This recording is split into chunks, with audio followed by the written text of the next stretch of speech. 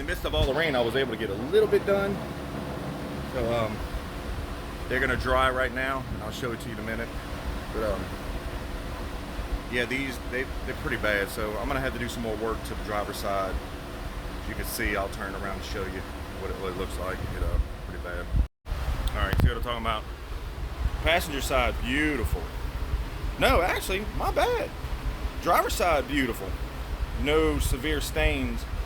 It's still a little damp, but after the steam clean, pressure wash, after steam, pressure washed, it's turned out beautiful. But the passenger side, not so lucky. Got a severe stain there. So I've got some tricks I'm gonna try to do to get it out. And there's actually they had another stain on it, which was like a blood type stain. I don't know if you can see it right here. You can see how she runs. Yeah, it's actually coming out because it goes here.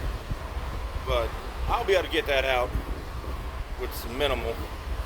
Now, what I don't want to do is they make upholstery spray that you can re-dye, that I can use to dye, but I don't want to put any more money than I have to into this.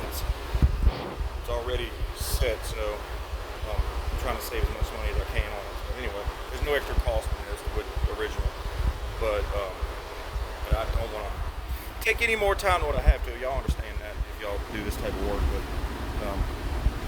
but they're coming out nice, and they're going to be beautiful and smell a lot better than the smoke. If you imagine before this, what it looked like, woo, bad. But anyway, all right, I got to hit to work. I was able to get in the rain, get out the rain a little bit to do this. Every little bit counts.